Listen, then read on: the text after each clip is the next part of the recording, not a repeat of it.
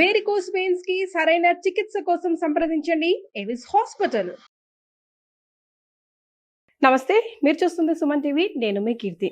2025 సంవత్సరంలో మహిళలకి, వివిధ రాశుల్లో జన్మించిన మహిళలకి ఎలా ఉండబోతోంది, ఎంత మంచి జరగబోతోంది, ఎంత చెడు జరగబోతోంది, దానికి ఏం పరిహారాలు చేసుకుంటే వచ్చే సంవత్సరం అంతా మనం హాయిగా గడపచ్చు, ఇలాంటి విషయాలు మనకు తెలియజేయడానికి మనతో పాటు ప్రముఖ ఆస్ట్రాలజర్ బ్రహ్మశ్రీ నందిబట్ల శ్రీహరి శర్మ గురువు గారు ఉన్నారు. నమస్తే గురుగారు. వాగర్థావివ సంపృక్తౌ వాగర్థ ప్రతిపత్తయే జగతః పితరౌ వందే పార్వతీ పరమేశ్వరౌ. సదాశివసమారంభాం శంకరాచార్య మధ్యమాం అస్మదాచార్య పర్యంతం వందే గురు పరంపరాం. ఆదిత్యాయ చ సోమాయ మంగళాయ బుధాయ చ గురుశుక్ర శనిభ్యశ్చ రాహవే కేతవే నమః. శృంగేరి జగద్గురు పీఠాధిపతులకి, కంచి పీఠాధిపతులకి నమస్కారములు తెలియజేసుకుంటూ కార్యక్రమాన్ని ప్రారంభిద్దాం. గురుగారు, కర్కాటక రాశిలో జన్మించిన మహిళలకి 2025 సంవత్సరం ఎలా ఉండబోతోంది, దయచేసి తెలియజేయగలరు? 2025 సంవత్సరంలో కర్కాటక రాశిలో జన్మించినటువంటి మహిళలకి, స్త్రీలకి, యువతులకి, విద్యార్థినులకి, పిల్లలకి ఏ విధంగా ఉండబోతుందో తెలుసుకునే ప్రయత్నం చేద్దాం.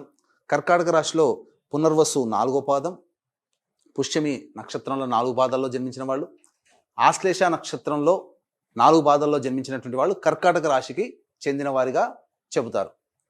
ఇక గమనించుకున్నట్లయితే ప్రధానంగా మే 9వ తారీఖు వరకు గురువు వృషభంలో, మే 9 నుంచి సెప్టెంబర్ 28 వరకు 12వ గురువు, సెప్టెంబర్ 28 నుంచి నవంబర్ 11వ తారీఖు వరకు రాశిలో, జన్మరాశిలో గురు సంచారము, అలాగే నవంబర్ 12 నుంచి డిసెంబర్ 28 వరకు ఈ యొక్క రాశిలోనే వక్రీకరించే స్థితి పొంది ఉండడం.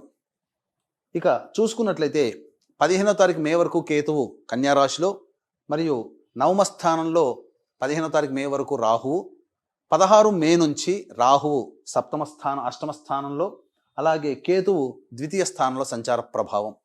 వెరసి చూసుకున్నట్లయితే ఇంకా శని భగవానుడు 16 ఏప్రిల్ వరకు కర్కాటకంలో, 16 ఏప్రిల్ నుంచి 16 మే వరకు కుంభరాశిలో, 16 ఏప్రిల్ తర్వాత నుంచి మీనరాశిలోకి సంచారం జరుగుతుంటుంది. కాబట్టి ఇక చూసుకున్నట్లయితే ఏతావాత ఏ విధంగా ఉండబోతుంది, శని ప్రభావం నుంచి ముందుగా బయటపడతారు చెప్పాలంటే. అంటే ఏప్రిల్ 16వ తారీఖు వరకు అష్టమ శనితో బాధపడుతున్నటువంటి ఈ యొక్క కర్కాటక రాశి వారు అష్టమ శని దోష ప్రభావం తొలగిపోతుంది. ఇక తరువాత ఏప్రిల్ 16 నుంచి అక్టోబర్ 9వ తారీఖు వరకు మీనరాశిలోకి సంచారం జరుగుతుంటుంది. ఇక అంతటితో ఆగిపోయింది అనుకుంటే మళ్ళీ కొత్త కష్టాలు మొదలవుతుంటాయి. ఏమని? జూలై 8వ తారీఖు రోజున మీనరాశిలోనే శని ప్రభావం సంచారం చేస్తూ వక్రీకరించినటువంటి స్థితి ప్రభావం చేత మళ్ళీ అష్టమ శని దోష ప్రభావం జూలై 8వ తారీఖు నుంచి అక్టోబర్ వరకు ఉంటుంది. ఇక ఇక్కడ చూసుకున్నట్లయితే ఈ యొక్క అక్టోబర్ 10వ తారీఖు రోజున కుంభంలోకి వచ్చి వక్రీకరించే స్థితి పొంది ఉండడం, కుంభంలోనే ఉండి. కాబట్టి జూలై 8 నుంచి అక్టోబర్ 10వ తారీఖు వరకు ఈ సంబంధించినటువంటి అష్టమ శని దోష ప్రభావాన్ని పొందుతారు. ఇక ఈ రాహుకేతుల యొక్క ప్రభావం చూసినట్లయితే 15 మే వరకు కూడా అద్భుతం, కేతుగ్రహ ప్రభావం. ఈ సంబంధించినటువంటి రాహుగ్రహ ప్రభావం చేత కొన్ని పనులలో ఆటంకాలు, ప్రధానంగా తలపెట్టినటువంటి కార్యక్రమంలో చికాకులు 15 మే వరకు రాహు ప్రభావం వల్ల కలుగుతాయి. కాబట్టి ఈ రాహు యొక్క దోషం తొలగిపోవాలి అని అనుకున్నప్పుడు ధైర్యంతో ముందడుగు వేసి వెళ్ళడమే. కాబట్టి ఆ రాహు తగ్గుముఖం పడుతుంది. ధైర్యాన్ని, సాహసాన్ని ప్రదర్శిస్తే ఈ యొక్క రాహు ప్రభావం యొక్క దుష్ఫలితం తగ్గుతుంది. కాబట్టి మీరు ఏదనుకుంటారో, మీరు నిజము న్యాయం అనుకున్నటువంటి దాంట్లో ముందడుగు వేసే ప్రయత్నం చేయండి. ఆటంకాలు ఎదురైనా ముందడుగు వేసే ప్రయత్నం చేయండి మహిళలు, తప్పకుండా మీకు మంచి జరుగుతుందని చెప్పవచ్చు. ఇక ఏతావాత చెప్పొచ్చేది ఏమిటంటే, ఈ యొక్క కర్కాటక రాశిలో జన్మించినటువంటి మహిళలకి మీ కుటుంబంలో మీ మాట విలువ పెంచుకునే విధంగా మీ ప్రయత్నాలను రూపొందించుకోండి. అంటే నిదానమే ప్రధానము అనే మాటని నిజం చేస్తూ ఓర్పుతో వ్యవహరించుకోండి. కొంతకాలానికి కుటుంబ సభ్యులందరూ అర్థం చేసుకుంటారు, మీకు విలువ ఇవ్వడం ప్రారంభం చేస్తారు. స్థిర చరాస్తులు కొనుగోలు చేసే అవకాశం కర్కాటక రాశిలో జన్మించినటువంటి మహిళలకి ఉండబోతుంది. ఆనందదాయకమైనటువంటి విషయం. నూతన వాహన కొనుగోలు కూడా జరుగుతాయి. భూమి కొనుగోలు, గృహ కొనుగోలుకు సంబంధించినటువంటి చర్యలు చేపట్టుతారు. ఈ 2025 సంవత్సరంలో నాంది పలుకుతుంది. ఇక గమనించుకున్నట్లయితే ఈ ఫుడ్కి సంబంధించినటువంటి బిజినెస్లో ఉన్నటువంటి వాళ్ళు, restaurants, hotels, general stores, FMCG, super markets నిర్వహించే మహిళలు, అలాగే ఎడ్యుకేషనల్ బిజినెస్ చేపట్టేటువంటి వాళ్ళు, జ్యువెలరీ బిజినెస్లు చేపట్టేటువంటి వాళ్ళు, పూజా ద్రవ్యాలు అమ్మేటువంటి స్టోర్స్లో ఉన్నటువంటి మహిళలు, తీర్థయాత్రలు ఏర్పాటు చేసేటువంటి మహిళలు, వీళ్ళందరికీ కూడాను అద్భుతమైనటువంటి యోగ కాలము మే 9వ తారీఖు వరకు అని చెప్పవచ్చు. మే 9వ తారీఖు తర్వాత గురుడు మిథున రాశిలోకి సంచారం చేస్తూ మే 9 నుంచి సెప్టెంబర్ 28 వరకు ఉంటాడు. కాబట్టి ఈ కాలములో మీరు పుణ్యక్షేత్ర సందర్శనము, మీ యొక్క ఖర్చులు కూడా దేవతా ఆరాధనకి సంబంధించి కానీ సమాజంలో ఒక మంచి ఉపయోగపడేటువంటి విధంగా ఉండేటువంటి ఖర్చులు ఉంటాయి, అనవసరమైన ఖర్చులు ఉండవు. అయితే ఈ కర్కాటక రాశి వారికి సెప్టెంబర్ 28 నుంచి నవంబర్ మధ్యకాలంలో గురుడు జన్మరాశిలో సంచారం చేస్తుంటాడు. కాబట్టి ఈ 45 రోజుల పాటు ఎటువంటి నిర్ణయాలు తీసుకోకపోవడమే చాలా మంచిది. గుర్తుపెట్టుకోండి, గురు ప్రభావం సెప్టెంబర్ 28 నుంచి నవంబర్ 11, 45 రోజుల వరకు ఉంటుంది. ఇక చూసుకున్నట్లయితే ఈ సంబంధించినటువంటి నవంబర్ 12 నుంచి డిసెంబర్ 28 వరకు కూడా గురువు కర్కాటకంలోనే ఉండి వక్రీకరించి ఉండడం. చూడండి, అసలు ఉండాల్సినటువంటి ఇల్లేమో మిథునంలో ఉండాలి సంవత్సరం మొత్తం. కానీ ఈ గురువు గారు ఏం చేస్తున్నారు, వక్రీకరించి సెప్టెంబర్ 28 నుంచి నవంబర్ వరకు కర్కాటకంలో అతిచారము, నవంబర్ 12 నుంచి డిసెంబర్ 28 వక్రీకరించి ఉండడం. ఈ కారణం చేత ఏమవుతుంది, మళ్ళీ ద్వాదశ ఫలితాలు అనేటువంటివి గురువు ఇవ్వబోతున్నాడు. మళ్ళీ ఏమవుతుంది, మళ్ళీ ఖర్చులు ఉంటాయి, అవి కూడా సద్వ్యయం అవుతుంది. ఈ యొక్క కర్కాటక రాశి వారికి సంబంధించి విద్యార్థినులు ఏవైతే ఉన్నారో చదువు పట్ల ఆసక్తి ఈ సెప్టెంబర్ 28 నుంచి నవంబర్ 11 మధ్య కాలంలో తగ్గుతుంది. జ్ఞాపక శక్తి తక్కువగా ఉంటుంది. ఈ సెప్టెంబర్ 28 నుంచి నవంబర్ 11 మధ్య కాలంలో ఉన్నటువంటి సమయం ఏదైతే ఉంటుందో ఆ సమయంలో విదేశీ యానము, విదేశీ విద్యకి అనుకూలంగా ఉండదు. ఇక మే 9 నుంచి సెప్టెంబర్ 28 వరకు ఉన్నటువంటి సమయంలో జ్ఞాపక శక్తి తక్కువగా ఉండేటువంటి ప్రభావం చేత పోటీ పరీక్షల్లో ఎక్కువగా కష్టపడాల్సినటువంటి పరిస్థితి వస్తుంది. మే 9 లోపల జరిగేటువంటి పోటీ పరీక్షల్లో అందరూ కూడా చక్కగా అధిక శాతంతో ఉత్తీర్ణత సాధిస్తారు, పోటీ పరీక్షల్లో విజయాన్ని పొందుతారు. ఇక ఉద్యోగం కోసం ఎదురు చూసేటువంటి మహిళలు ఎవరైతే ఉన్నారో ఈ కర్కాటక రాశిలో వాళ్ళకి తప్పకుండా ఉద్యోగం లభించి తీరుతుంది. అంటే ఎటువంటి విధంగా లభించి తీరుతుంది, ఎటువంటి సమయంలో అనుకున్నప్పుడు చూసుకుంటే ప్రధానంగా ఈ యొక్క ఏప్రిల్ 12 నుంచి జూన్ 13వ తారీఖు మధ్య కాలము అద్భుతమైన కాలం. ఏప్రిల్ 12 నుంచి జూన్ 13వ తారీఖు ఉన్నటువంటి మధ్యకాలంలో కోరుకున్న చోటకి బదిలీలు జరుగుతాయి, ప్రమోషన్స్తో కూడుకున్న బదిలీలు, లేదా సాధారణంగా బదిలీలు కావాలంటే ఆ సమయంలో మీరు ఏర్పాటు చేసుకోవచ్చు, అనుకూలంగా ఉంటాయి. ముఖ్యంగా కేంద్ర రాష్ట్ర ప్రభుత్వ ఉద్యోగంలో ఉండేటువంటి మహిళలకి ప్రమోషన్స్ అనేటువంటివి ఆ సమయంలో ఏర్పాటు అవుతాయి. నిరుద్యోగస్తులకి ఆ సమయంలో ఉద్యోగం లభించి తీరుతుంది. ఇక ముఖ్యంగా చూసుకున్నట్లయితే ఇక సెప్టెంబర్ 16 నుంచి అక్టోబర్ 15వ తారీఖు వరకు ఉన్నటువంటి సమయం కూడా ప్రమోషన్స్ పొందడానికి, ఉద్యోగ మార్పులకి అనుకూలమైన సమయం. ఉద్యోగ మార్పులకి ఈ సంబంధించినటువంటి ఏప్రిల్ 13 నుంచి జూన్ 13 మధ్యకాలము, అలాగే సెప్టెంబర్ 16వ తారీఖు నుంచి అక్టోబర్ 16వ తారీఖు వరకు ఉన్నటువంటి మధ్యకాలము నూతన ఉద్యోగంలో చేరడానికి కానీ, లేదా కొత్త ఉద్యోగంలో రావడం, లేదా వేరే సంబంధించినటువంటి కంపెనీలో మారడం కానీ ఇవన్నీ చేసుకోవచ్చు. అది అనుకూలమైనటువంటి కాలం. ఉద్యోగ భద్రత అనేటువంటిది ఉంటుంది. అన్నిటికంటే మించి సాఫ్ట్వేర్ రంగంలో ఉన్నటువంటి మహిళలకి బాధ్యతతో కూడుకున్నటువంటి పదవి అనేటువంటిది ఎప్పుడు లభించబోతుంది అంటే సెప్టెంబర్ 28 నుంచి నవంబర్ 11 మధ్యకాలంలో బాధ్యతతో కూడుకున్నటువంటి పదవిలో ఉంటారు. సాధారణంగా ప్రమోషన్స్ వచ్చినా బాధ్యతలు మాత్రం సెప్టెంబర్ 28 నుంచి నవంబర్ 11 మధ్యకాలంలో బాధ్యతలు పెరుగుతాయి. తదనుగుణంగా భవిష్యత్తులో మీకు ఆనందదాయకమైనటువంటి స్థితిలో 2025 సంవత్సరంలో ఉంటారని చెప్పవచ్చు.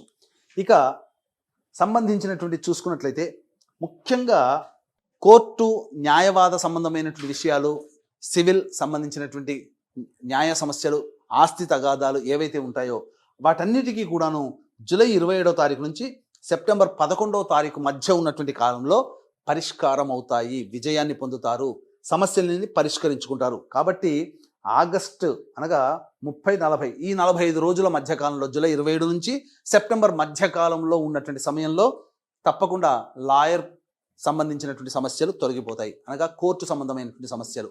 ఇక ముఖ్యంగా ఎలక్ట్రానిక్స్ అండ్ ఎలక్ట్రికల్ వ్యాపార రంగంలో ఉన్నటువంటి వాళ్ళు మీకు నూతన వ్యాపారాలు ప్రారంభించే అవకాశాలు గోచరమవుతున్నాయి. ముఖ్యంగా రాజకీయ రంగంలో ఉన్నటువంటి ఎవరైతే ఉన్నారో 15 మే తర్వాత మీకు రాజకీయ రంగంలో పలుకుబడి కలిగినటువంటి పదవి లభిస్తుంది, ప్రజాదరణ పొందుతారు, తద్వారా మంచి ఒక నిర్ణయాత్మకమైనటువంటి స్థానంలో ఉంటారని చెప్పవచ్చు. ఇక కళారంగంలో, సినిమా రంగంలో, నటన, నాట్యము, అలాగే సంగీతము, ఇలాంటి ఫైన్ ఆర్ట్స్లో ఉన్నటువంటి వాళ్ళు, నటనా రంగంలో ఉన్నటువంటి సినీ రంగంలో, టీవీ రంగంలో, అలాగే paper media, social media, electronic and printing సంబంధించినటువంటి వాళ్ళందరికీ కూడా ఈ యొక్క మే 9 వరకు అద్భుతమైనటువంటి కాలముగా చెప్పబడి ఉంది. మే 9 తరువాత ఎక్కువగా ట్రావెల్ చేయాల్సినటువంటి పరిస్థితులు ఎక్కువగా వస్తాయి. మే 9 నుంచి సెప్టెంబర్ 28 వరకు, సెప్టెంబర్ 28 నుంచి నవంబర్ 11 వరకు ఆ మధ్య కాలంలో కొత్త ప్రాజెక్టులు సైన్ చేయకండి, ఎందుకంటే అవి మీకు ఇబ్బంది కలిగించేటువంటి విధంగా మారబోతున్నాయి. నవంబర్ 12 నుంచి డిసెంబర్ 28 వరకు కూడా అనుకూలంగా ఉండేటువంటి సమయం.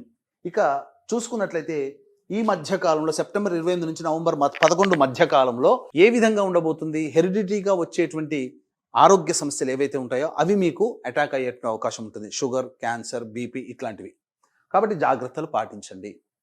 ఇక ముఖ్యంగా ఈ సంబంధించినటువంటి చూసుకున్నట్లయితే ఈ రాహుకేతుల యొక్క ప్రభావము, ఈ అష్టమ రాహువు 16 మే నుంచి, అలాగే ఈ ద్వితీయ కేతువు, ఇవి ప్రభావం ఉండడం వల్ల ఏమవుతుంది? మీ యొక్క మాటకి విలువ తగ్గడం అనేటువంటిది ఉంటుంది. కాబట్టి జాగ్రత్తలు పాటించి మౌనాన్ని ఆశ్రయిస్తూ లౌక్యంతో వ్యవహరించినట్లయితే అన్ని రకాలుగా బాగుంటుందని చెప్పవచ్చు. ఇక 15వ తారీఖు మే వరకు ఏదైతే ఉంటుందో ఆ కాలము తండ్రి గారి ఆరోగ్యం పట్ల శ్రద్ధ వహించాల్సినటువంటి పరిస్థితి. విదేశీ యానం, విదేశీ విద్యకు సంబంధించిన చేయ ప్రయత్నాలు కూడా కొలిక్కి వస్తాయి. కాబట్టి ఏతావాత ఈ యొక్క కర్కాటక రాశిలో జన్మించినటువంటి మహిళా రైతులు, కౌలు పని చేసుకునేటువంటి వాళ్ళు, కూలీలు, వీళ్ళకందరికీ కూడా జూలై 27 నుంచి సెప్టెంబర్ 11 మధ్య కాలంలో అధిక దిగుబడి కలిగినటువంటి పంటలు చేతికి అందుతాయి. తద్వారా లేదా మార్కెట్ రేట్ కన్నా, ఆ సమయానికి మార్కెట్ రేట్ కన్నా ఎక్కువగా మీకు దిగుబడి అనేటువంటిది వస్తుందని చెప్పవచ్చు. ఇక గమనించుకున్నట్లయితే ఈ యొక్క సంబంధించినటువంటి ఏతావాత ఈ యొక్క కర్కాటక రాశిలో జన్మించినటువంటి మహిళలకి వివాహము జరిగి తీరుతుంది. నిర్ణయాత్మకంగా చెప్తున్నాను, మే 9వ తారీఖు లోపల వివాహం జరిగే అవకాశాలు ఎక్కువగా ఉన్నాయి. గురు ప్రభావము, శని ప్రభావం చేత తప్పకుండా ఒక ఇంటి వారు అవుతారు. అయితే సంతానం కోసం ఎదురు చూసేటువంటి వాళ్ళు, సంతానాన్ని పొందాలనుకునేటువంటి వాళ్ళు ఏప్రిల్ 16వ తారీఖు తర్వాత మీరు ప్రయత్నం చేసినట్లయితే తప్పకుండా మీరు సంతానవంతులు అవుతారని చెప్పవచ్చు. ఇక ఏది ఏమైనప్పటికీ కూడాను సెప్టెంబర్ 28 నుంచి నవంబర్ 11 మధ్య కాలంలో దైవ బలం ఉంటుంది. కష్టములు ఉంటాయి కానీ దైవ బలం ఉంటుంది. తద్వారా ఏమవుతుంది? ఓర్పుతో, కష్టంతో చేసుకునేటువంటి పనుల వల్ల మీకు జీవితం సాఫీగా సాగుతుంది. భవిష్యత్తు ఆందోళనకరంగా ఉండకుండా చక్కగా ప్రశాంతమైన జీవితాన్ని పొందుతారు. కాబట్టి మొక్కవని ధైర్యంతో దైవానుగ్రహాన్ని పొందే ప్రయత్నం చేయండి. మీ యొక్క సంబంధించినటువంటి ఈ యొక్క రాశులలో జన్మించినటువంటి బ్యూటీ పార్లర్ రంగంలో పనిచేసేటువంటి వాళ్ళు, లేడీస్ ఎంపోరియంలో నడిపేటువంటి వాళ్ళు ఎవరైతే ఉన్నారో వాళ్ళకి మే 9 నుంచి సెప్టెంబర్ 28వ తారీఖు మధ్య కాలము చక్కగా అద్భుతంగా రాణింపు అనేటువంటిది ఉంటుంది. ఈ సమయంలో మీరు చేపట్టే ఏ పనైనా కానీ మీకు అనుకూలంగా ఉంటుందని చెప్పవచ్చు. ఇక గమనించుకున్నట్లయితే ఏతావాత గమనించుకున్నట్లయితే మీ యొక్క ఈ కర్కాటక రాశిలో జన్మించినటువంటి మహిళలు వివాహం కాకపోతే తల్లిదండ్రులు, తోడబుట్టిన వాళ్ళ యొక్క జాతక ప్రభావం కూడా మీ మీద ఉంటుంది. పెళ్ళైతే భర్త, మీకు సంతానము ప్రభావం కూడా మీ జాతకం మీద ఉంటుంది. కాబట్టి ఎల్లప్పుడూ ఒకే రకంగా అందరికీ, అన్ని రాశుల వారికి ఉండదు. గొప్పగా ఉండదు, కష్టముగా ఉండదు. కాబట్టి గొప్పగా ఉన్న కష్టాలు పడుతున్నారంటే మీ కుటుంబ సభ్యుల యొక్క ఇంతకుముందు చెప్పినటువంటి వాళ్ళ ప్రభావం కూడా మీ మీద ఉండడం. కాబట్టి ఈ 2025వ సంవత్సరంలో అందరికీ కూడా ఆనందదాయకంగా ఉండాలి, సమస్యలు తీరాలి, ముఖ్యంగా ఆరోగ్యం బాగుండాలి, అనుకున్న పనులు పూర్తి అవ్వాలి అనుకునేటువంటి ఎవరైతే ఆలోచిస్తున్నారో వారి కోసమై ఈ 2025వ సంవత్సరంలో ప్రతి నెల ఒక్కొక్క పుణ్యక్షేత్రంలో జాతకరీత్యా కలుగు విద్య, వివాహ, ఉద్యోగ, దాంపత్య, సంతాన, అనారోగ్య సమస్యల నివారణకి, మరియు ఈ ఏప్రిల్ 16 వరకు శని ఒక రాశిలో, ఏప్రిల్ 16 తర్వాత శని ఇంకొక రాశిలో మారుతుండడం వల్ల 12 రాశుల వారికి ఈ సంవత్సరం 2025 సంవత్సరంలో ఎఫెక్ట్గా ఉంటుంది. కావున ఈ 12 రాశుల వారికి శనిదోష పరిహారార్థమై శనిదోష నివారణ హోమాలు, వీటినే సర్వదోష నివారణ పూజల హోమాలుగా ప్రతి నెల ఒక్కొక్క పుణ్యక్షేత్రంలో చేయడం జరుగుతుంది. దీనికి నాంది శ్రీకాళహస్తి క్షేత్రంలో కానీ శ్రీశైలంలో కానీ జనవరి 13వ తారీఖు రోజున చేయడం జరుగుతుంది. కాబట్టి అవకాశం ఉన్న వాళ్ళు మీ గోత్రనామాలు, మీ కుటుంబ సభ్యుల గోత్రనామాలు నమోదు చేసుకోవచ్చు, రిజిస్టర్ చేసుకోవచ్చు. ఇక ప్రతి భర్త వైపు 6 తరాలు, భార్య వైపు 3 తరాలు, లేదా తండ్రి వైపు 6 తరాలు, తల్లి వైపు 3 తరాల్లో ఏమైనా దుర్మరణాలు కనుక ఉన్నట్లయితే, అలాగే లివర్ ప్రాబ్లం, కిడ్నీ ప్రాబ్లం, క్యాన్సర్తో చనిపోయినా, 60 సంవత్సరాల లోపల కుటుంబ సభ్యులు ఎలా చనిపోయినా వాటిని పితృదోషములు అంటారు. కాబట్టి ప్రతి నెల పితృదోష నివారణ కార్యక్రమాలు మన పీఠంలో ఆధ్వర్యంలో జరుగుతున్నాయి. వాటి వివరాలు కూడా కార్యక్రమ తదనంతరం కాంటాక్ట్ చేసి తెలుసుకోవచ్చు. చాలా సంతోషం గురుగారు. మిశ్రమ ఫలితాలు ఉంటాయనే చెప్తున్నారు. అయితే ఏమైనా పరిహారాలు కూడా సూచించగలరు? కర్కాటక రాశి వారు ప్రతిరోజు సూర్యుడికి నమస్కారం చేయడం, సూర్యాష్టకం 6 సార్లు పారాయణం చేయడం, అలాగే అవకాశం కుదిరినప్పుడల్లా కూడా విష్ణు దేవాలయానికి సందర్శనం చేయడం, అర్చన జరిపించుకోవడం చేసుకున్నట్లయితే సాధారణంగా వచ్చే సమస్యలన్నీ కూడాను పరిష్కారం అవుతాయి. ఇప్పుడు ఈ పరిహారాలు పాటించినా దీనికి విభిన్నంగా ఇంకా మీ జాతకం ఉన్నట్లయితే, మీ యొక్క జీవితం ఉన్నట్లయితే, మీ జన్మ జాతకంలోనే నడిచేటువంటి గ్రహ దశాంతర దశల ప్రభావం కావున దగ్గరలోని మంచి ఉపాసనాపరులైనటువంటి జ్యోతిషుని సంప్రదించి వారి సలహాలను, సూచనలు పాటించి మరింత మెరుగైనటువంటి జీవితాన్ని పొందుతారని ఆశిస్తూ సర్వం శ్రీ ఉమామహేశ్వర పరబ్రహ్మార్పణమస్తు. నమస్కారం గురుగారు, ధన్యవాదాలు.